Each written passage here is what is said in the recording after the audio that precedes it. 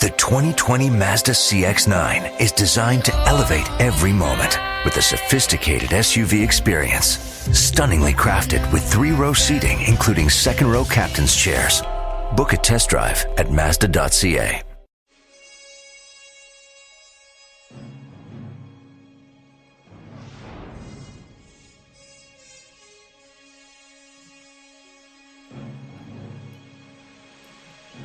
Hello and welcome to Future Imperfect. I'm your host, Captain Phillips, and joining me on this endeavor into the stars is Mike the Birdman Dodd and Alex.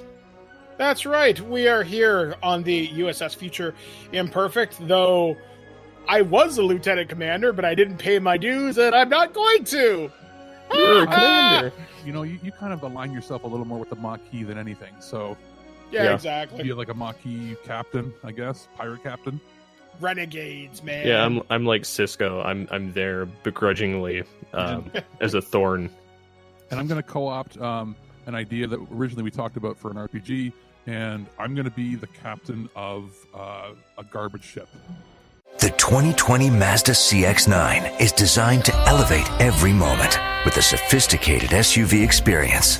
Stunningly crafted with 3-row seating, including second-row captain's chairs.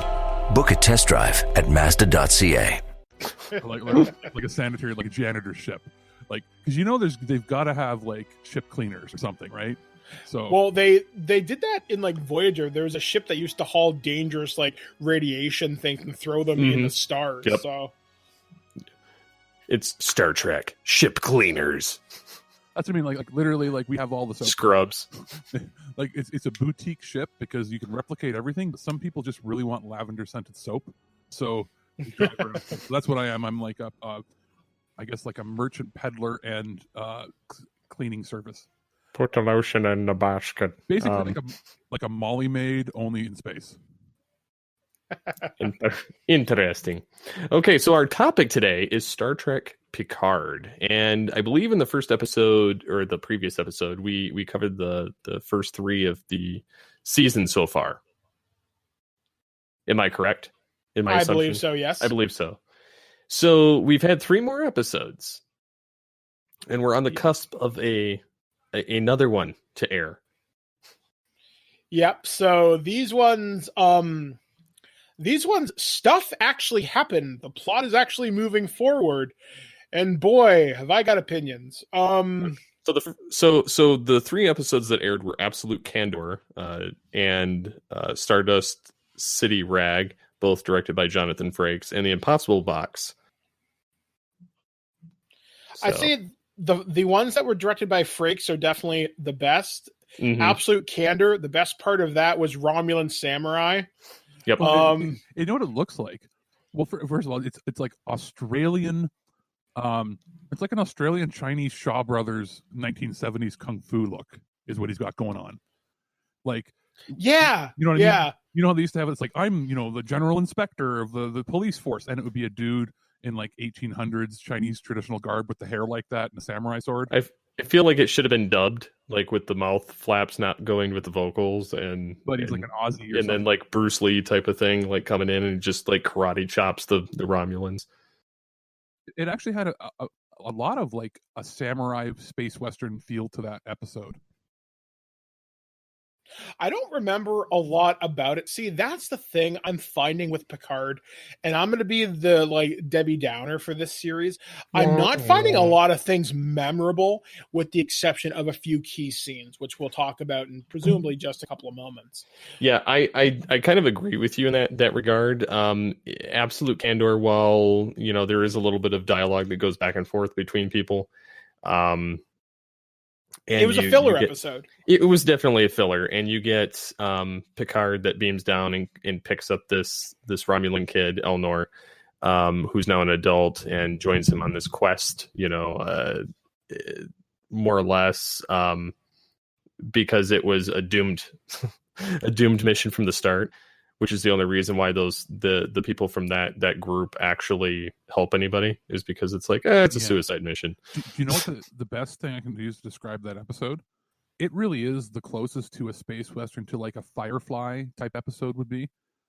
It's literally old sheriff rolls into a frontier western town that used to be this great place he remembers, and now it's all run down to shit. And he finds, the little boy that used to hang out at the malt shop, who now happens to be, this strapping young lad and he basically recruits him to be his deputy to try to clean up the old West, but nobody wants him there anymore. It's like Walking Tall. And it's and actually a similar plot to like a lot of those classic Magnificent Seven sort of thing, right? Like it's a doom mission, but he's recruiting people who would never normally recruit or go to do anything for the sake of good, unless there's a one person that can rally them all together, sort of thing. That's what he's trying to do, and only works for one person. Yep. And then at the end, you finally get someone helping destroy the classic Romulan warbird, and that 7 of 9,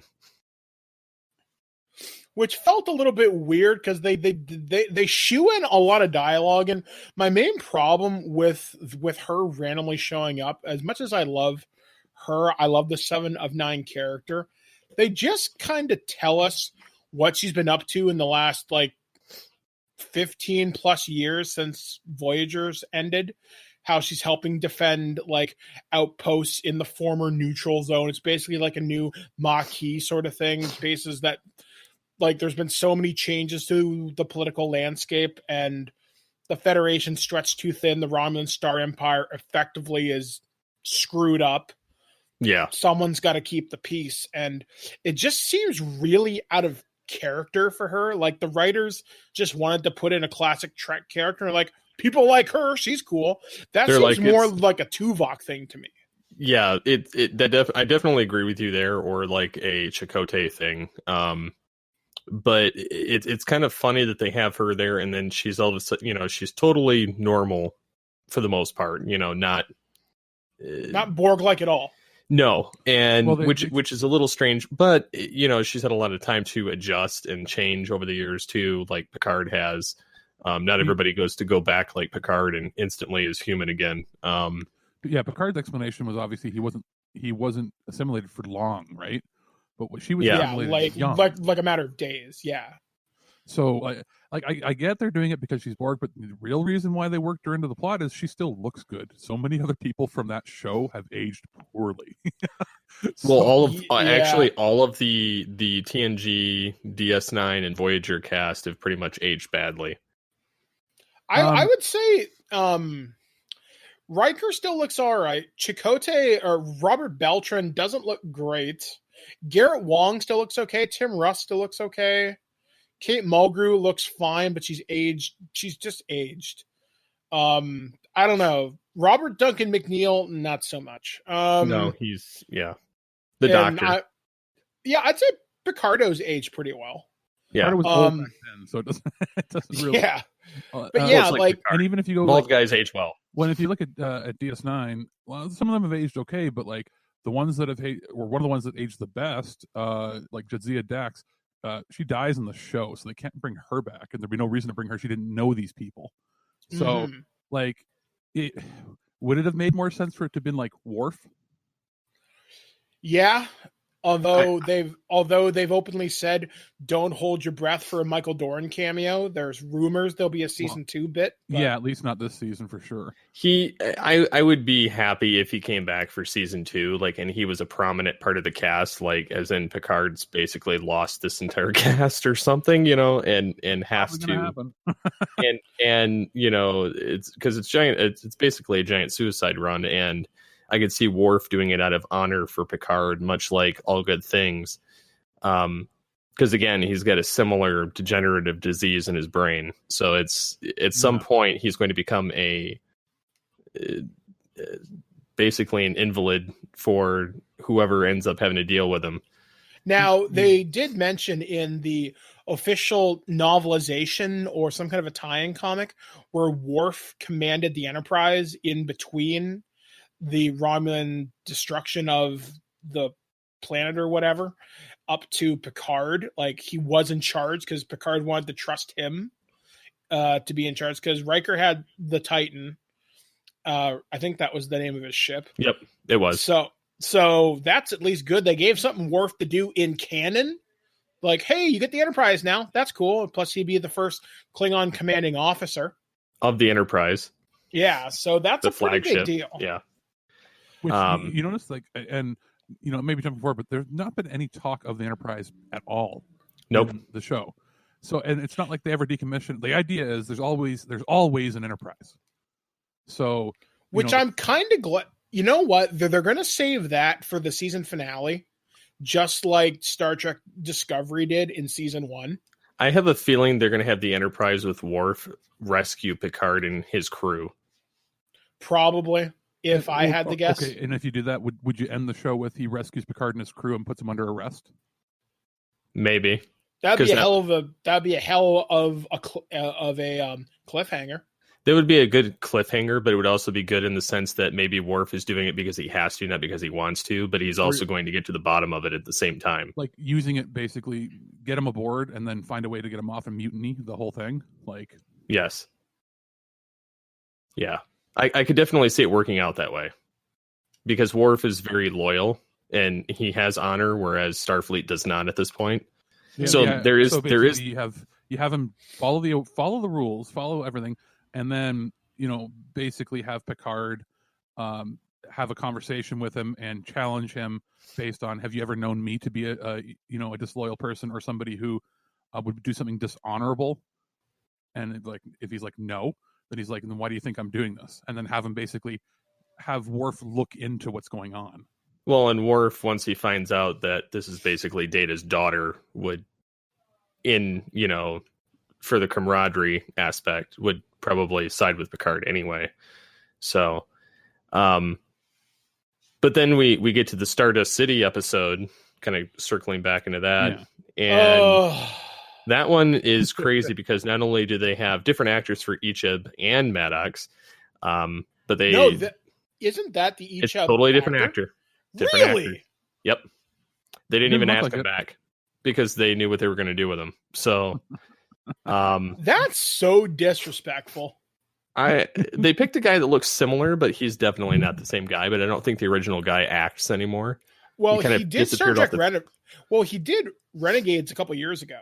Yeah. So it's not that he's not busy. It's just they just didn't want to do it. Yeah. Well, or they didn't ask him. And the same thing could have been said for Icheb, knowing that they were going to kill him off. And it was kind of, a little bit gory and weird to see, the fact that he's frankly, it was unfucking necessary is what it was. And the reason I say that is you took a fairly good secondary character who had a good story arc throughout Voyager in its later seasons. And you saw the relationship develop between Icheb and Seven of Nine. You saw the humanization of her come from being an ex-Borg to becoming more human, to learning that compassion, that loving relationship, to forming, for lack of a better description, her own collective. And then she randomly executes him out of mercy. That's not the Seven of Nine I know. Well, and she did it only because he was suffering and they'd already scavenged parts off of him. It seemed so unnecessarily brutal. And the part that I didn't like about it, and I'm sure we'll get into it, is this isn't Star Trek that I remember, and that's a problem. This seemed like 24 with phaser rifles. And that's You're okay, pretty much right. I guess. Yeah, I mean, it's not what I expected from the show. Is it a bold new direction? Oh, yes. And I said when we first started doing these recaps, you want to impress me, Picard? Up the stakes. Make things happen. Yeah. Kill a beloved character. Stick with it. And they did. But at the same time, maybe don't go Quentin Tarantino on us with it. And they totally did later in the episode when they're all dressed in their, undercover disguises. Garb. Yeah. And Seven... more or less is, could I have some of these phaser rifles? And then she explodes John Woo's the lady. This crap. Yeah, she explodes the lady and you just see red powder go everywhere. And then she just starts taking everybody out. So yeah, I have a feeling that she'll come back towards the end of the season, but if at all, they won't kill her off screen because Jerry Ryan's too popular, Seven of Nine's too popular a character to do that to. Oh, But they'll probably bring her back only because she's in all the promotional materials. Exactly. Yeah. Do you want to do something dramatic and something that'll not only break your heart but make you, oh no, you know, you want to kill her off, have her be reassimilated and then request mercy kills and then not have it happen. She gets assimilated into the Borg cube and then you have to blow the cube up. Yeah, that'd be pretty brutal. And that would be an interesting conclusion to her story arc. Or she gets assimilated back into the collective and becomes a queen. Loses her identity. Wouldn't that be something? Well, what's funny about that is in Star Trek Online, they recently had an episode where they had that happen. Oh. Because they have Michael Burnham and because there's some alien from the original series that has them testing, you know, their resolve in different scenarios, and so you have to fight, you know, all these different aliens that you've played throughout the entire game, and they more or less have Seven of Nine and Michael Burnham working with your crew, and it's like the modern day Seven of Nine from Star Trek Picard. And she inserts nanites in something, and it unfortunately alters part of the Borg or control or something with the timeline. And it recreates a clone of Seven, but she becomes the Borg queen. And it's insane how it like plays out in the storyline for that. But yeah, I could definitely see that going down in the show. I think one of my biggest problems with Stardust City Rag, it's how they treated Seven. Like, again, they tell us she's done all these things and how she's changed, right? But we're just given a throwaway line of dialogue. It's less than 30 seconds. Oh, yeah. That should have been a scene. That should have been like 5 minutes. That should have been let's cut the commercial, but here's a scene. Show us what happened. And you notice how they didn't mention Chakotay? Nope. You know, a lot of this, they weren't sure how this show was going to do, and it has a lower budget than Discovery does. Found that out later. Which is surprising, because it's not when you look at the CG. There's not a whole lot in space. They built a few sets. The CG from when they go to the planet in the second episode we're talking about here looks pretty darn bad. It looks like a video game. Oh, yeah. Now, when you compare that to any CG that was done in Discovery Season 1, especially Season 2, it's night and day. Oh, yeah. But I almost prefer it in a sense because it's I'm almost kind of getting like this, like the second trilogy of like Star Wars, like the main, you know, your Empire Strikes Back and, you know, the Return of the Jedi, where things are just kind of run down and everything's kind of just crap. Yeah. But I don't know, like the holographic, when they're approaching the city and they have the holographic ads and that, if this had been done in Discovery, it would have looked better because the holographic parts in that look better. So yeah, that's you know what true. I mean? It's a little. I feel like they were testing the waters. They just weren't sure if they should dump a ton of money into this, and then they renew it for 2 seasons they've given it now. I think it's renewed. I know they're shooting season 2 now. I think they renewed it for the 3rd. They did. So yeah, and Discovery was renewed through seasons 3, 4, and 5, which is insane because 3 has yet to air, and so it's basically this show has done well enough for them to renew the other shows. My guess is this is CBS All Access's attempt to solidify subscription numbers. This is their must-see event television because they're using Star Trek as the catalyst. It's the Star Trek universe now, and now they're actually starting to pull their content from everywhere else and kind of pull it all back under their own hood. Although there's going to be some kind of a change now that they're merged with, like CBS and Viacom are merged. Mm-hmm. Because there's going to be a new streaming platform because of like all the Paramount content and all of the CBS stuff. So I'm not really sure how that's going down. But there's talks that they're going to fold CBS All Access into something else. It's too many damn streaming apps. It's a pain in the ass. I agree with you. I mean, CBS All Access, I wouldn't pay for it because thankfully we get the stuff on broadcast. Plus we get the Blu-rays Canada, for review anyway. We also do not get Star Trek on CBS All Access in Canada. That's why it's only $3.99 a month. Yeah, we get Star Trek through Crave and on Netflix. Yeah, and see, and the other place that they do it is Amazon Prime in the rest of the world. And the unfortunate part is the CBS All Access app overall sucks, and it's got some lag issues, and there's some other problems with it. Like it doesn't stereo.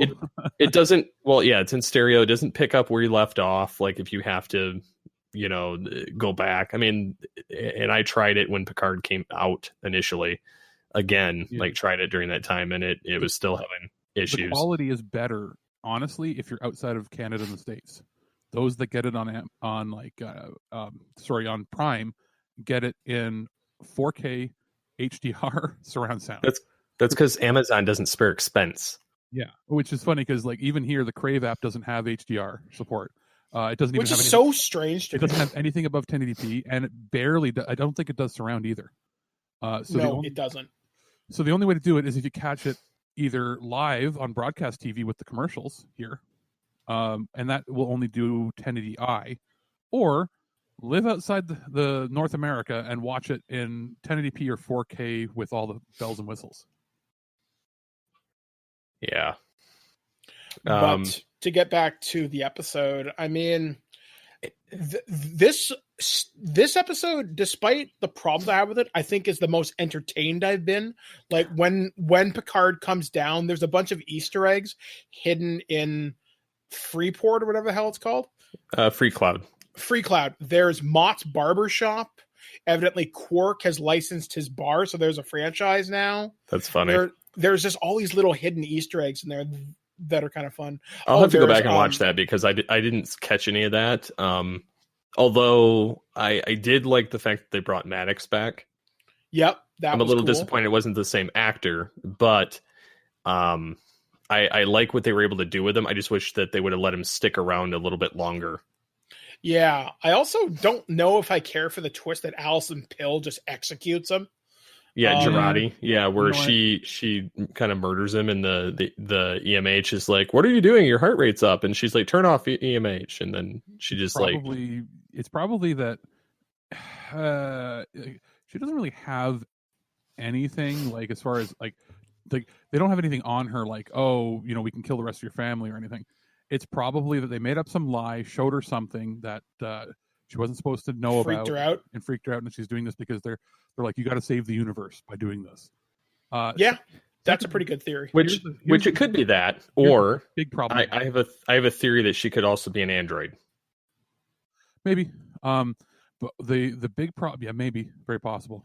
The big problem I have though with this whole thing, the second the EMH ever reactivates again, it should immediately be reporting it, the incident to Rios or whatever. Yeah. And to Picard. Yeah. Plus, ship's internal sensors would have seen this. And not only that, she didn't purge the logs or anything. She just says, "Go away." And the other, well, and then they more or less just like it was just a passing thought, like, "Oh, Bruce died." Nothing else. Like they don't even like really. La-di-da, his heart stopped. Sorry. They're like, his heart stopped. He just didn't have it in him, and then they just move on. Like nothing ever happened. Like, oh, we're searching for Maddox for the first 5 episodes. We get him. He tells us what we want, and then that's just jettison his body in space. Who are you? I'm plot convenient. Time to die. It would have been more cool if that wasn't Maddox and it was actually an android itself. I mean, part of my problem with this show is the writing is inconsistent. The idea, I think the grand idea is cool. I really do. The actors are great when they are given something to do, but each episode has cool moments. But most of the time, I'm just like, can something fucking happen? The problem is also there's some poor casting choices on, like Alison Pill does not fit the show. No, whatsoever. She makes it feel like a comedy with her being in it. Yeah, because normally that's what she's in. She doesn't have any gravitas. Like, I think she would work if you gave her a season to grow, but to drop her into the role of an instant murderer, you're right, it does kill her. Because you look at something like Robert Picardo, who has gravitas but can act funny. Alison Pill can act serious when she needs to, but you need to build her up to that. She doesn't suit the surroundings or the other actors. She looks too young and doesn't really fit the aesthetic that they're going for, which the rest of them are all like grizzled and old and like disgruntled at Starfleet. And so there's really not any real concern there as far as her character is concerned. Even the other guy that's I guess a little bit younger is the captain, who I always forget his name, so I'm going to Rios. Okay, yeah. so he basically I guess he's like Mexican or Brazilian Han Solo is basically what he's going for.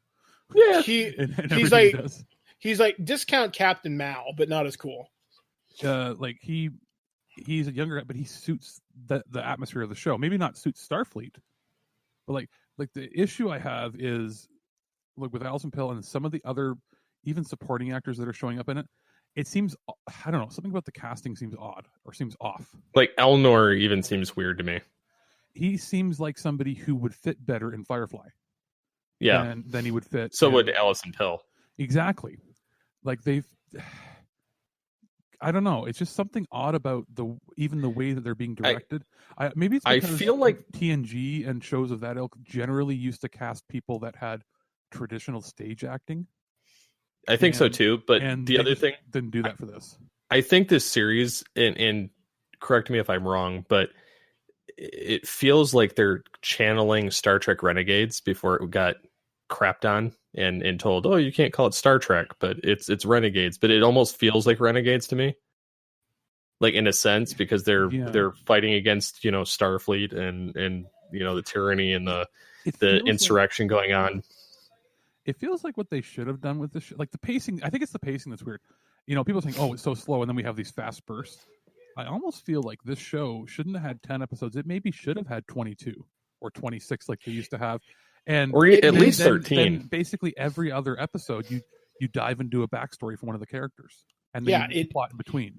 It needs time to simmer. It needs time to cook. I mean, when you look at a show like, say, Doctor Who, for example, there's a season-long arc. You can still have filler episodes, but something always happens to move something in the background. Pieces are always moving. Here in Picard, with 10 episodes, you're dealing with a truncated episode time, so you're having to cram a lot in.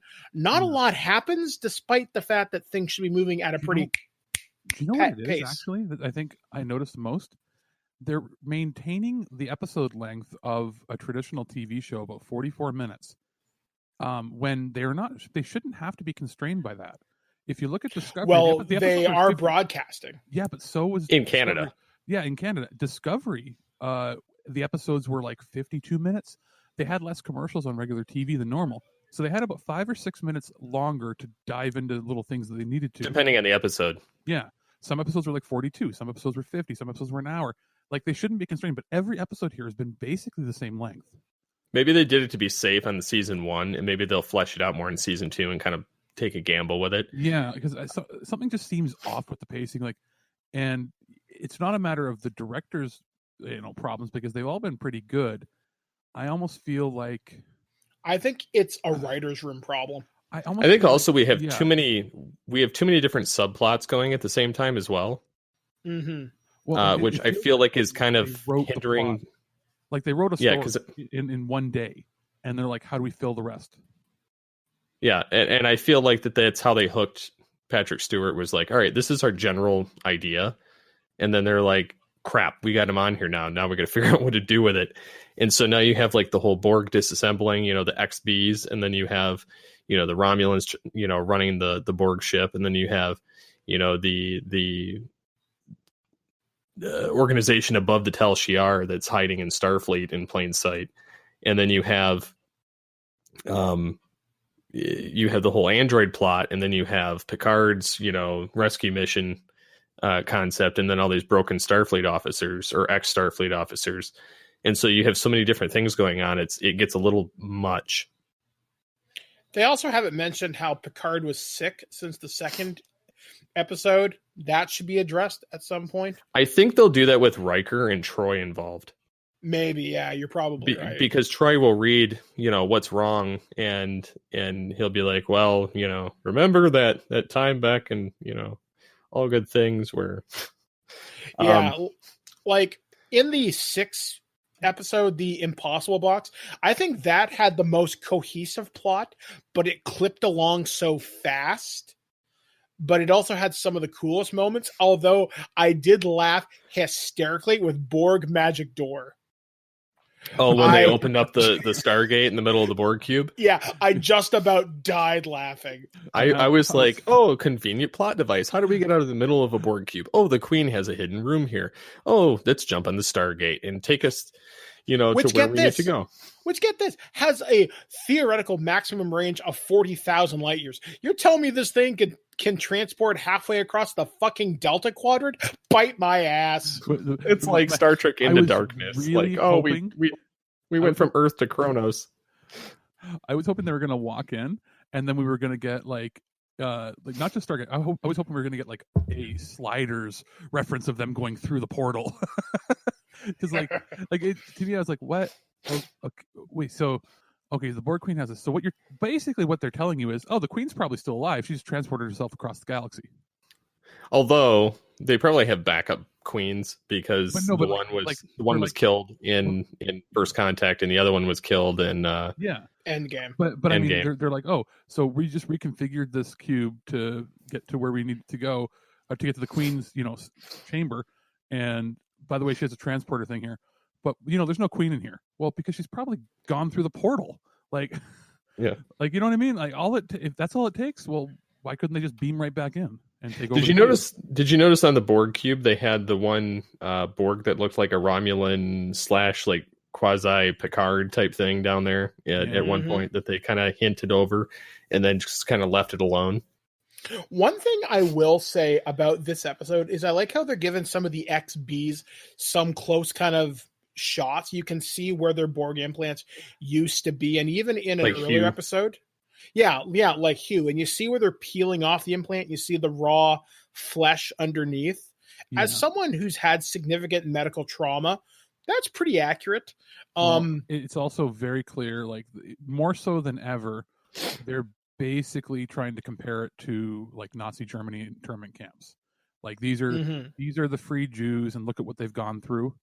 And mixing that with some modern, and then they had the reconstructive technology, that they were rebuilding their faces and things. That's what I mean. Like, they rebuild as best they can. It's like, but you see a lot of them where they're not rebuilt 100%. And it's like, looks like having money like Picard really paid off because he has no remnants of anything.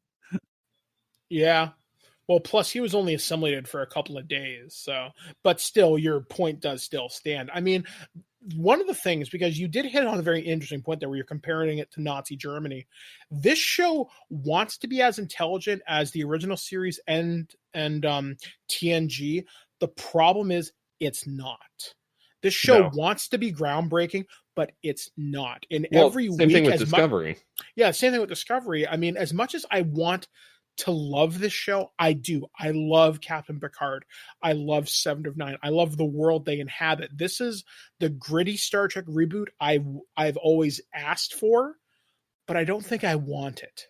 Well, if that makes any sense. I'm looking at the writers, and one of the head writers, the guy who's directing actually this next episode, it's a director from they used to get people that did specifically sci-fi or something of that fare to do it, but it's like Sleepy Hollow, Criminal Minds, Limitless, SWAT. They're all just like broadcast regular TV shows. Somebody who doesn't necessarily have a vested interest. Yeah, you notice that the first episode has 5 writers. Basically, they're saying that because it was whoever sat in the writers' room and brainstormed the first episode. And then other episodes, multiple episodes. The second and the third have dual writers. And if you have the one with Riker and Troy have dual writers. Well, and let's see here. Teleplay by Akiva Goldman. So it's the showrunner. Let's see what this person has done. I know the name. So, wrote Batman Forever. Great. Wrote Batman and Robin. Barf. Great. Wrote the Lost in Space movie. Great. Wrote Beautiful Mind, though. Won Best Academy Award for Best Screenplay. But the rest of it's garbage. Yeah, the iRobot movie's garbage. Cinderella Man, Da Vinci Code, I Am Legend, Angels and Demons. Da Vinci Code was all right. It was give me a break. For unadapted screenplay. The Divergent series Insurgent. That's the movie that tanked that series so bad they couldn't get the final movie made. The Fifth Wave. Rings. I feel like the problem too. Last night. Wrote Transformers Last Night. Okay, I feel like part of the problem too is the writers. Yeah. Are all people our age or younger? Or this person who's old. Yeah, or they're so old they're out of touch. And so like I feel like had they and this is where I feel like the Orville kind of succeeds, is the fact that most of their old writers and producers jump ship over there because Seth MacFarlane got them. And then so they've had very strong storylines, even though they're one-offs like TNG, the overarching changes in the personalities and the storyline do add on to each other. They're just more subtle. So we basically got the B team. Yeah, basically. And the B team's on Star Trek and the A team is on the Orville. Yeah, 100%. The other two writers, there's Kirsten Beyer, who wrote a bunch of the novelizations in the 90s. So, but the last two writers that were on that first episode that are maybe written one other episode since, I believe Kirsten Beyer and Michael Chabon, they seem to only be there in the writer's room for like reference. I don't think they're really writing much. Well, Kirsten Beyer consulting. Well, Kirsten Beyer, she's one of the ones that's one of the staff writers and executive story editors for Discovery, but is also like a supervising producer, quote unquote creator / on Picard. Well, but all she's done is the new Star Trek universe. She wrote the Voyager novels, Fusion, Distant Shores, Full Circle, Unworthy, Children of the Storm, Eternal Tide, Protectors, Acts of Contrition, Atonement, A Pocket Full of Lies, Architects of Infinity, and To Lose the Earth, which has not been released yet. And let's just reference these. These are Voyager books, but they've all been published since 2005. They weren't during the original run. So she has the chops to write, but you have to wonder what's making it to the screen. Yeah, as far as actual writing, it's Short Treks, Discovery, and Picard. That's it. No other television writing. Yeah, that's all she's got. And Michael Chabon, I know that name. Michael Chabon sounds very familiar. He's actually writing. He's working on a Mask movie and Visionaries movie. But he's also he did a series called Unbelievable, which was like he did like an episode of it. He did a screenplay for John Carter. Ugh. He did Spider-Man 2, the one with Tobey Maguire. Yeah. Okay, so that's not terrible. No, but that's it. Like, yeah. That's it until now. He's written books, but like as far as writing for television and movies, maybe 3 properties in 25 years. Yeah, and I'm Akiva Goldsmith. He just rubs me wrong. So like I don't generally like anything that guy comes out with. But I mean, I think part of the reason Picard is as quote unquote is successful is the nostalgia factor. Mm-hmm. And we watch it because of Patrick Stewart. Yeah, and because now we're trying to bring in the Borg and make them all cool and bad guys. And they kind of, pardon the phrasing, they blew their load early by using Brent Spiner in the first episode. Now we're bringing Riker and Troy in. They string you along just enough every few episodes. Here's a classic character. It's not a reunion show, though. Understand that. It's a cameo, and that's important to keep you interested. Just the show, like I said just a few moments ago, I want to love it, but I don't. And every week, I get excited for a few moments, a few heartbeats of, wow, that was really cool. And then I get Magic Door or Ichab being tortured to death or 7 of 9 becoming a straight up murderer. And you know, it's still a better show than Discovery. Yeah. With all of us complaining, you know, it's still a better show than Discovery has been. The only thing that stopped me from completely stopping watching season 2 was when they brought in Pike. Yeah, actually, he was the only saving grace for that show.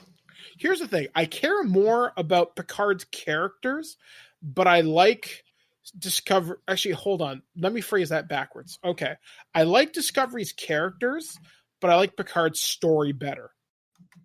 Like, I like some of the characters on Discovery. I like Tilly. I like Stamets. I like Saru. I don't like Burnham that much because I think she's OP, but whatever. With Picard, I like Picard. But for the story, other than the overarching plot, we said just 10, 15 minutes ago, there's so many different subplots. Well, what the hell's going on? Well, here, just to compare quickly before we go into more of the episode, I'm looking at the Orville and the writers. Seth MacFarlane's written about 50% of the episodes himself. But he's also been known to be a Next Generation super fan forever. Well, and he also wrote his own fan film back in the day when he was going through school, and then he scripted it and did all this, the stuff for it. And it's even for a fan thing that was like a couple minutes long, it was not bad at all. Well, and one of the other writers / producers of the Orville is David A. Goodman. If you go through his credits here, working on Family Guy, obviously working with him since, but was the producer on 43 episodes of Enterprise. Wrote 5 of the episodes, so was an executive producer on it. Then that's one person working, in his stable of writers. Then let's go over to some other people on that list. But the thing is Seth MacFarlane also has a lot of friends in a lot of places that want to work with him. He is powerful when he wants to be. He's not stupid. When he's passionate, he genuinely cares. And I think that's the difference. Whereas the Picard showrunners and the writers, outside of a few small exceptions, it's just another gig. And that bothers me. You can tell he loves Star Trek. For one, he used to get all the actors back for cameos on Family Guy. Periodically, and then the fact that the Star Trek actors want to be a part of the Orville, and which is funny. It's an intentionally funny Star Trek, which I'd have basically it's what the Orville is, and I feel like parts of Picard are being unintentionally funny. Yeah, as evidenced by Magic Door. Yeah, well, and I feel like it. What would you be in favor if, say, they took the universe away from Kurtzman and gave it to Seth MacFarlane? Oh Christ, yes, in a heartbeat. I at this point, I'd be happy if they gave it back to like Rick Berman. Rick Berman.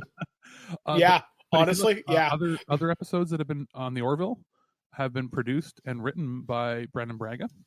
From Enterprise. I think maybe did Braga do Voyager at all? I think so. Yes. Yeah, he did. So here are the other, and we talked last time about how there's a lot of directors that have done episodes, but here are the writers and producers that are working on the Orville. I already talked about one. So there's also Andre Bormanis, wrote 7 episodes of Voyager, 23 episodes of Enterprise. And then what else we hear? Is an executive producer and science consultant on the Orville. And Joe Manosky, let's see this person here, on the Orville is a co-executive producer, produced 1 episode of Discovery, was the executive producer, was it a producer of 100 episodes of Voyager and 26 episodes of Next Gen. And also wrote 37 episodes of Voyager, 5 episodes of Deep Space Nine, and 33 episodes of Next Gen. And that's the 5 people or so in the writer's room at the Orville. And so Star that's Trek why universe it's so has way too many cooks in the kitchen. That's why there's nothing tonally consistent. And I think that's the problem. Picard suffers from a massive identity problem. It's got all the people you love, but not doing the things you expect. They have literally nobody there, even consulting, that has written for them before. Their lore problem is out of this world. I'm friends, like I've mentioned before, who's like a Star Trek person who's affiliated with the IP, and they've expressed some frustration to me, and I don't disagree with them. In the second episode we're talking about here, or is it Absolute Candor? When the Bird of Prey shows up, the scale is all wrong. It's the wrong size compared to the other ships. Majorly, hugely wrong. It even for somebody who's not, I'm not a super geek that has to know the exact scale of everything. it just looks wrong. It is. Yeah, And yeah, it It's looks the wrong weird. size. Yeah, and that's something that one thing I will give, like the Abrams movies and even Discovery, when Scale. they render their ships, they actually render them to scale based on the drawings.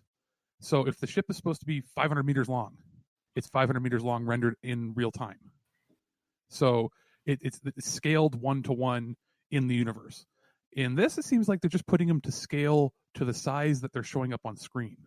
You know what I mean? Like, let's put a ship that needs to be this big to look that good in this frame. Not that it has to make sense. So even Discovery gets that right. But that's where I was talking about the budget being kind of off here. It doesn't feel like they have anybody working from a technical side going, no, that doesn't really work. Yeah, like there's just like we've ragged on Picard pretty hard. No, I still like it though. That's the I thing. still like it, and I'll still watch it.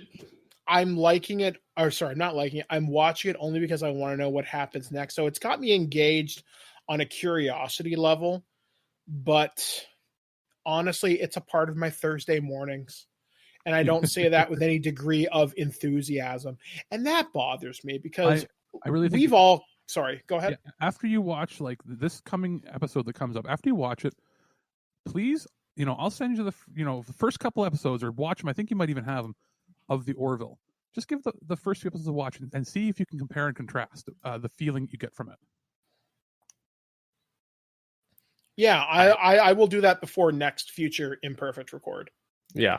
And at this point, we have 4 episodes remaining of the season before we're back to Discovery Zone. But joy. Yeah, oh joy. 900 years in the future with, the only saving grace they're going to have for that, if they get any kind of familiarity, is because they talked about bringing the Trill in, is they're going to have Dax probably come back. That would be cool. Now, do you notice how we've talked all this time now, right? You notice we haven't talked anything about 50% of the plot? We haven't even talked about, like, Soji at all, or anything happening with her, because it's not interesting. It doesn't matter. No. No. It sounds cool until you read into it. She's a plot device, and they're chasing this plot device. But I feel like, so why was she cast? Why was the youngest looking Romulan cast in the history of Romulans being on screen? Because they wanted to have people they could make look like they're having sex for 15-year-olds to watch. Like, it feels like they're just there to advertise in posters. They have no real point. Pretty much. Else. Like, the entire idea of, I'm going to have sex with her to unlock her secrets. I'm like, really? Yeah, he's going to unlock her secrets. Bounce, bounce. Yeah, and like the incestual relationship with his sister being like, I'm giving you one more week. Why doesn't she just extract it now? She's already just hold a activated. disruptor to her friggin' head and say, give me what I need to know or you die. She's going to activate and we won't know where Yeah, you will. You'll find there's ways out of that. It felt like they're writing themselves into corners. I mean, that's the problem, as we've said with Picard multiple times during this episode. It's a cool overarching idea, but you don't care how you freaking get there. And did you notice too that they tried to, once they got the information out of her, and she sees herself as a doll, and and all this other stuff, being created, or whether it was her or her sister or whatever, and then Narek, the male Romulan, decides to dump whatever that stuff is, which kind of reminds me of Nemesis, where they had the Thaleron thing. I was hoping it was going to do that to her. Same here. I thought that would have been cool. Like, she'd be like, and then turn to dust. Yeah. Well, and I thought they were going to go that route, and then like she got hit with the red particles, but nothing happened, which was kind of strange because and she just started like pounding the crap out of the floor until she went through it because she has plot armor. I laughed so hard, and I'm like, she should have been damaged from that red dust, but nothing happened. Their idea of fast motion is skipping every 2 frames, so that it's this jerky, fake-looking punching the ground. See, I thought that was just me. No, I saw it too. It was kind of off to me. It would have made more sense for her to do, instead of jackhammer, stupid-looking, unrealistic punches, to just do what Data did and just punch really hard once or twice. Well, there were scenes where Data just Worf is trying with all his might, and then Data just goes whop once, and then the door falls down. Yeah, like it didn't, and the idea of they're kind of shots that don't work in sci-fi. They work in like kung fu movies. You know what I mean? Like it doesn't make sense. The action direction is kind of weird in this. Yeah, I'm not a huge fan of the writing. She falls through the floor, hits nothing, and falls like directly in front of where she's supposed to go. And they're like, oh, convenience. Picard can't run anymore, so we need to have things magically appear in front of him. The one thing I will say, we talked about things we didn't like. What I did like is Hugh. Yeah, but no, what I did like also is the discovery that every time she talks to her mother, the program puts her to sleep. Yeah, I thought that was kind of clever, actually. How she discovers that she's a robot is good. Everything else in that episode was like, yeah. Like I said, there are occasional moments of being clever, but they're just enough to say, this series could be so much cooler. Oh. Well, and I liked where Picard was cycling through his computer system and saw the pictures of the Borg and, what Hugh looked like now and his Locutus, and then they kind of superimposed the image over himself. Yeah, that was nice. And then one of the one of the former Borg recognized him too. And they went Locutus. How the hell do you know me? I was just submitted for like 2 days. Yeah. Well, it'd still be in the hive mind, but no, it was kind of funny too, because like Picard like almost fell on the XBs, like grabbed him, and Hugh's like, no, they're trying to save you, so you don't go overboard, and I guess he did the ad lib for the improv of hugging Picard, which was going around on Twitter the other day. Oh, that's cool. That scene wasn't written in there, or like their little banter back and forth. Like they both kind of naturally just threw that in there. The last time he saw him, if I remember correctly, didn't he like disown the Enterprise and hate them and leave? He did initially, and then Picard, after Hugh took down Lore, Hugh was complaining to Picard about it, and Picard says, I think that they have a good leader here, and referring to Hugh, and kind of empowered him, and then left. That's what it was. Okay, that's what, like season 7. Yeah, no, 6. Okay, no, that was the very first episode of season 7. Are you sure? I thought Descent, the Descent right? 1 and 2 was like two-parter. Okay, you're right. Yeah. You're right. I just watched it because it's like I was like, I could have sworn because it's been a long time since I've seen every episode, but it just seems.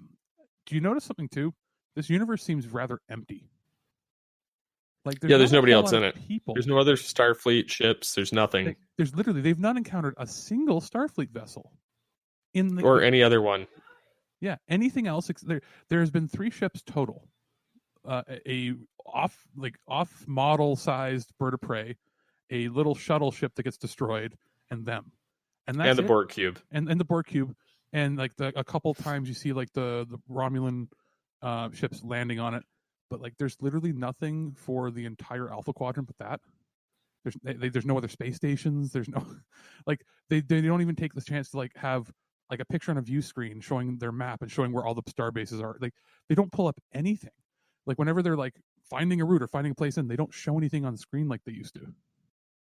Yeah, the space is just, well, it would be remarkably empty, but the universe doesn't feel very lived in. If the Federation's supposed to be bigger than it's ever been, why are there no ships? Yeah, considering they've had 15 years to rebuild since the Dominion and the Borg, they've had time. Also, why do none of the ships have the tech that was on Voyager? Wouldn't that have been integrated? Yeah, you would think so. But then again, they might claim, it violates some temporal prime directive bullshit or something. It would be plot convenience that it doesn't happen, because if every ship had those quantum torpedoes or whatever the hell transphasic and ablative armor, the Borg would be like, dead. Well, like the armor, yeah, but like they also had, didn't they have even faster? They had like transwarp coils or something like that. That would allow them to go through transwarp something. Basically, you go through wormholes and shit that you couldn't normally do. Yeah, exactly. But like, there's nothing. Like, there's not even a starbase. Yeah, I mean, it would have been nice if Picard had walked onto, I don't know, Deep Space 12 or something, and just walked around for 5 minutes and met somebody. Like you're right. Like, show me a Nebula class vessel. Show me an Akira class. What would have been cool is having them. They didn't even give him quarters on the ship. They're just reusing the same set of his office over and over and over again. Like, yeah, there's that too. They literally have two sets. They have his office, and then they have the bridge, and the rest is like little tiny shots that they do on a green screen. I hate that bridge so much. I hate it too. It has no personality. Well, plus it's all hologram. Yeah, like that bothers me. I mean, like part of the appeal to me of Star Trek, this is going to sound weird. This comes from the set designer part of my brain and the art department. Is Star Trek is essentially a submarine television show. It deals with a command section on a vessel. The Enterprise in the original series had personality. Every Star Trek command center has had personality. What do we have here? Four or five people sitting in lawn chairs. Half the names you can't remember. The only reason I remember any of the people's Picard's names is because I hear them so often. But I can't tell you anything really about them. And I laugh. Well, the one's called Elron, so all I can think of is Scientology. Elnor. Or yeah, whatever. Same thing. And Raffi's the only one that I care about. And Rios. Yeah, but if you look at the set, and the idea is, I guess they wanted to have like, ooh, flashy touch button screens. No, because now it's just a black set with nothing on it. Like there's no lights, there's no dedicated consoles. Yeah, because ultimately, if the power goes out on those ships, you can't do anything. There's no manual controls. If it's all touchscreen and holograms, you're in some trouble, dude. They also, you notice, like they've been flying. They don't have any weapons. They don't seem to have, like, everything's controlled by the captain. Why do they need the other seats? Yeah, there's like a con station, presumably what's science or sensors, and whatever Alison Pill does. Other thing, well, she doesn't. She doesn't do anything. Hangs out in the back. She kills people. She like plays soccer, and that's like it, or basketball, or something stupid. And then weirdly, like, does like high fives with people for no reason. Like, that's the future, man. But you're telling me the fist bump is dying out. The weirdest thing in the entire ship, though, is how uncomfortable all the seats look. Yeah. These are supposed to be long, like, rides. You're flying for hours. Look how comfortable every seat was. They look more uncomfortable than the seats in the original show. They're basically DX racer chairs in space. Which are not, yeah. Like, if you want comfortable chairs, look at everything in every other show. Actually, if you want to see how like a good episode is written, have you guys seen that What We Left Behind documentary, the DS9 one? I've seen about half of it so far. Okay, you know how I've not seen it yet. Partway through each, they have the original writers' room sit down, and they go, they brainstorm how would we make an opening episode for a season 8 20 years later. And they actually show how they brainstorm. And over the course of one day in the office, they have one of the best ideas for a show I've ever seen. And they were going to give Cisco a new starship and bring him back. Well, they literally, like, they write it as they go. And so, like, you watch a few chapters of each, like, it's a 2-hour documentary. And by the end of it, they've then jumped in and showed you storyboarded and had it like animated, sort of like with storyboards, how they would do it. And that single episode that these veteran writers wrote in one day is better than anything that's happened so far. And you wouldn't even need to like do much other than fill in the individual dialogues. But like the actual story plot is better. I'm like, these guys did it when they weren't even being paid for it. They sat down, ate a bunch of pizzas, and wrote on the board to try to show people how they used to write an episode 25 years ago. And it was better than anything done now. So it's like, how can they just not hire people like that? I mean, like Ron Moore has gone on to make a whole bunch of successful shows like Battlestar Galactica. And actually, that's what this feels like. Hey, Battlestar Galactica was really popular. Let's make that show. And that's exactly what they did with Stargate. And that's why they killed the Stargate franchise when they went, let's make it younger and hipper and make it brooding. And we'll make Stargate Universe. And it lasts 2 seasons and gets canceled. And this seems to be the exact same formula. Except with old people. Yeah. I swear to God, if Kiefer Sutherland shows up as a Starfleet Jack Bauer, I'm done. I'm turning it off right then and there. What if Donald Sutherland shows up as like a Borg? If he showed up boy. as some grizzled Starfleet admiral, I'm like, now I am intrigued. Well, then it would just be like Into Darkness with the RoboCop thing. I laughed so hard in the theater, like, Admiral RoboCop? Admiral RoboCop. Don't mess with me, son. I was really hoping that they would shoot Admiral RoboCop and then just start screaming, "Does it hurt? Does it hurt?"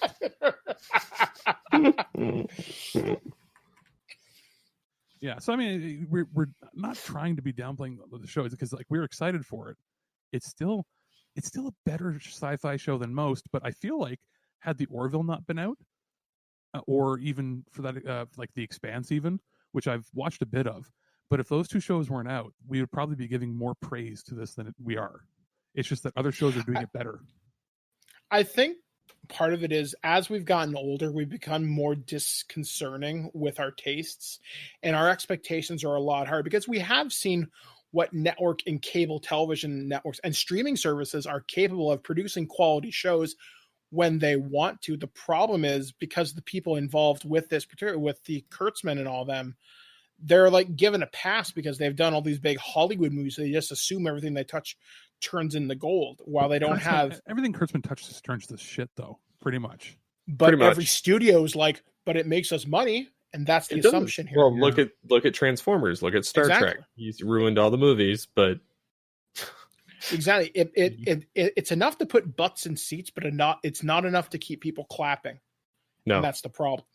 No, because then it just taints the franchise. And if you look, like it's shown that you can have a good showrunner and have something turn out really good. Like, look at the visual quality of The Mandalorian, and one that a lot of people forget about is that the Lost in Space remake on Netflix. Better special effects, better budgets, and like it doesn't make any sense to me why they wouldn't be throwing everything at Picard. Especially considering you have people have wanted a prime timeline since Nemesis, since the reboot, since 2009. We've wanted this, and what they're giving us is what they're telling us we want. Well, they're not listening to us. And if they are going to do this whole like Star Trek universe thing, where it's like all these different offshoots shows, like you've got the cartoon one coming up, Below Decks, and some other stuff. Lower Decks, lower Decks, whatever. Yeah, you know how like Tarantino was maybe going to direct a movie. Give him a miniseries in the Star Trek universe on there. Yeah, it doesn't have to be the Prime show or anything, but like give him a side story. Let him do something strange and weird. Like have it pop up and turn out that it's like, what's this one about? It's not even about Starfleet. It's about like an Andorian space freighter that discovers something weird. Yeah, because because if anything, stuff like The Mandalorian proves you don't need to have Jedi in Star Wars. You can have a side character as long as it's interesting, and you need visionary and powerful directors to push it forward. You need your Jon Favreau's, your Dave Filoni's to move things forward. You give it to a Tarantino or someone who cares enough about the IP, they'll give you gold, but you have to let them. Give it, or the dude, I can't remember his name, the one that directed was it Neil Blomkamp, the guy that did District 9? District 9, yeah. Give him one about Starfleet Academy and have things get weird. Yeah, go for it. I mean, I'm surprised we never got that Starfleet Academy series people wanted for years. There was actually quite a few different series. There was one that was going to be like Final Frontier that took place at a certain time period as well. Like, Star Trek is so ripe for the use of its IP, which is fantastic. But when you revisit nostalgia and you don't use it properly, you do a disservice to what's happened to it before. I mean, Picard's story ended. Did it need the movies? Probably not, but we're okay with how it ended, right? Now seeing them just, like I said, I want... People wanted one more movie after Nemesis where it showed him stepping down. Like, people wanted one where it was going to end with his retirement, but we never got it. So instead, we skipped his retirement and went right back to, hey, it's not really Star Trek Picard, it's Star Trek bucket list. I got one more thing I got to do, is what the show is. Yeah. Basically, before I lose my mind and I die. which is leading me into I talked last time, like, do you think this could all be in his head? I don't think so, because you know what? The showrunners are not that clever. Or are they, are they going to just go for the next season or something, snap their fingers, and it's Q that put him in the scenario? No, because that would piss people off that are legacy. It would force people to go back and rewatch the first season, and that's not a way to welcome new people into that particular storytelling medium. Plus, it would cause more people to cancel their service. Exactly. So, but you do bring up an interesting point. Because we have 3 seasons confirmed of Picard, yeah, we will bring up legacy characters like Q, because John Delancey will do it, because that guy loves doing anything fun and quirky. He was Discord on My Little Pony for like 7 seasons. So, or 9 seasons, sorry. Why don't they just really want to spend money? Just let's make a $150 million movie, put it on there just like Netflix does with their $100 million movies. I don't know, cast The Rock so he can play the champion from Voyager, where he's where he's a space MMA wrestler. And you could do an entire movie about that. Pay him $150 million, and you'd get like 20 million subscribers for at least a month. Yeah, you'd make your money back pretty quick. I mean, Netflix, like they've CBS, or even Disney Plus has put money in the series. Like CBS All Access is going to have to really immensely up the ante, because Netflix is putting out between 6 and 10 $150 million movies a year. They're putting 50 to 100 million per season of their shows. Yeah, that's what Disney is doing. That's what I don't think Peacock is. No, wait, Peacock is putting out the Battlestar Galactica show, and they're apparently putting money into that. And then HBO is putting a ton of money into their shows too. Like Friends, I know they're doing other things like Westworld and stuff like that. Well, that's the thing. Westworld, it looks 100 times better than this show. Like, there's probably not a better show on TV when it comes. Well, the show is filmed. Certain scenes are filmed completely on film, traditional, just like Game of Thrones was, and then the rest of the stuff is completely rendered in movie quality in 8K, and then downsampled for TV. So, like, they're future-proofing their shows. I don't see Picard doing that. No, especially if they're not getting the scale of an old ship proper. There's problems with this show, and I think maybe the later seasons can adapt to it. And that's always been Star Trek's problem. Star Trek has never had a good first 1 or 2 seasons. It takes 2 seasons to get its footing minimum. Like, there never has been a Star Trek who's like, man, you should really go back and watch the first 2 seasons. They're really good. Well, except that has never happened. Well, TNG season 3 of the original is pretty oof. But well, that's because they ousted Gene Roddenberry. Yeah, that's true. TNG season 2 was good.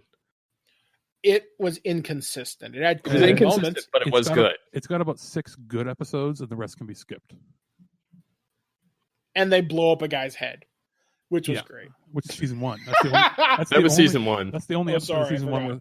Watch the pilot, watch Conspiracy, and that's all that matters. Well, anything from season 1 where it's got Q. Yeah. Okay, so again, like 4 or 5 episodes total, including the 2-part pilot. Second season, Measure of a Man, specifically the extended version on the Blu-ray only, because you get an extra 10. Q Who, the finale, and that's it. And there's like, between the first 2 seasons, there's 52 episodes and maybe 10 worth watching. And then from season 3 onward, it's all great, pretty much. Yeah. They're great one-off stories. Yeah, and then the same goes for, I still want to do a full watch of DS9. But DS9 probably... It's rough for the first 2. But it's probably going to be the one that holds up the best. Yes, once the Dominion War starts, it's very consistent. And I actually watched the one with Cisco having the visions of the prophets because he gets zapped by the computer. Where it's basically like they're supposed to enter Bajor into the Federation, and he's like, Locust coming down destroys Bajor, and he's like, we have to wait, and then basically the Locusts were the Jem'Hadar ships, coming down, and so because they stopped, and this was in season 5, like before the whole invasion and war. I'll say this. In watching that documentary, they bring up the comparison to Babylon 5, and they just ignore it. Simply because DS9 was a copy of Babylon 5 and they got sued for it and lost. So if you haven't, Babylon 5 is a good watch. It's actually in widescreen. Yeah, it is. It was filmed in widescreen using 35 millimeter cameras. The CG has aged because that was done in standard def and they lost the computer files, so they can't re-render it to anything higher quality. But other than that, it looks better than everything until Enterprise. And the story, that's a show that had a 5-season story arc that was written from the beginning. They had every season written before the show even began to air. So that's the kind of stuff that they used to do when they made sci-fi shows. They planned that way. I wish that Star Trek would go back to that, planning a few seasons at a time. Yeah, there needs to be a series Bible in place, not just bank everything on, well, are we going to get picked up next season? Well, I think that's what they're going to do now. You've got, my closing thoughts, I think, for this episode, because we rambled, is they got 2 seasons now where they can write 20 episodes, which isn't a lot, but they don't have to write any filler. They now have 30 episodes they can make for Discovery. So, unless Discovery is 14 episodes a season, 14 to 15. So they got roughly almost 40 episodes. So they better have a plan for the next 3. And then on top of that, we've got the section whatever show coming out. So Section 31. Yeah. So we've got a total of, maybe including the cartoons in it, almost 100 episodes being written over the next little bit. So if they're smart, they'll have their Bible in place, beforehand.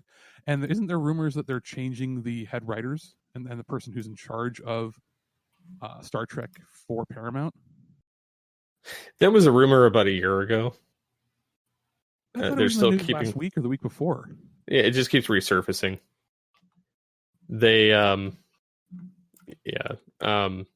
what is it? CBS changing head writer.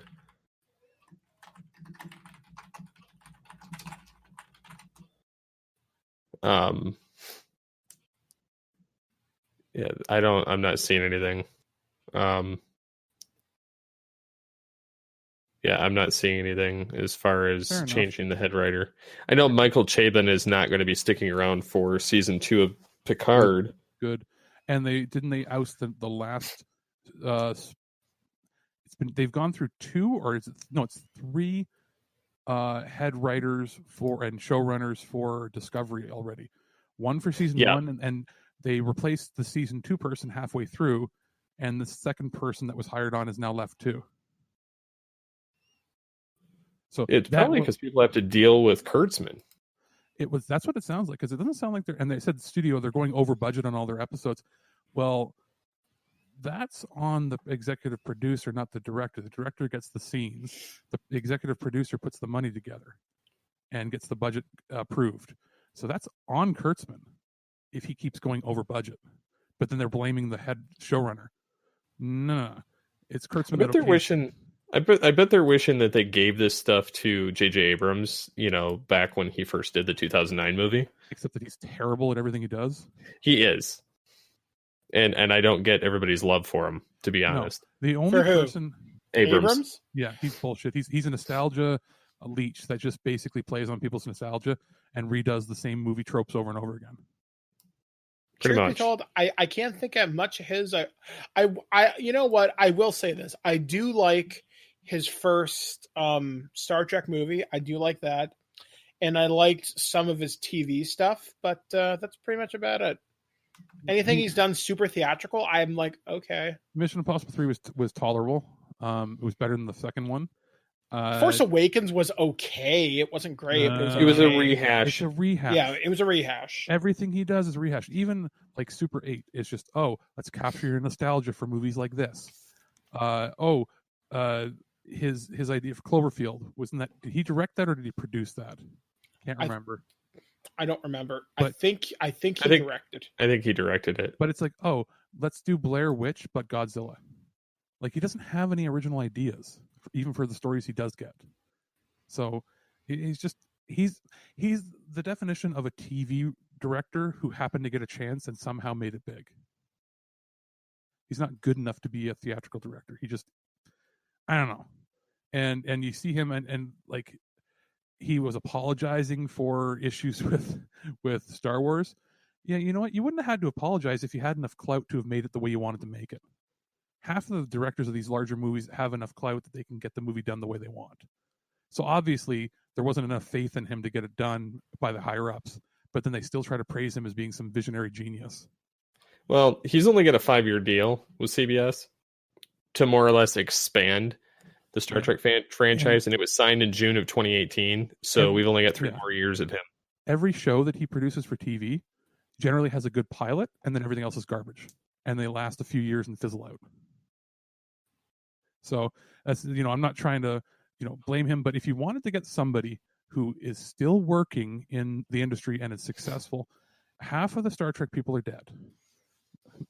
The rest, like 90% of the rest of the people, are now working for the Orville that were either involved in producing or writing. The only person that hasn't popped up is Ron Moore. And that's because he's highly successful in what he's doing. He's got, I think, 3 or 4 shows on TV right now. He makes the, what's that called? Outlander, the time travel women's show, where it's like the girl goes back in time from the 40s to like the 1700s. That's on its like 5th season. He has that show on Apple TV that got renewed for 2 or 3 seasons. The Momoa show? No, his show is the really good one. The one about the moon landing. What if the Russians landed on the moon first? Oh, okay. That has a super high budget. It's really good. And he's the head writer and producer of that. And then he's got like 2 other ones, I think, in production. He's also the guy that was one of the head writers for DS9 and showrunners there. He's the guy that reinvented Battlestar Galactica, made it probably the most popular sci-fi show of the 2000s other than Stargate. Yep. Here's a question. Why not hire some of the Stargate people? They're not working on anything. Yeah. You want to have people that know how to run a franchise for longer than Star Trek did? Have them. They had the same showrunners for... I think a lot of them are working on the CBS All Access Twilight Zone, because I know a lot of them. I know some Stargate people and X-Files people work on Twilight Zone.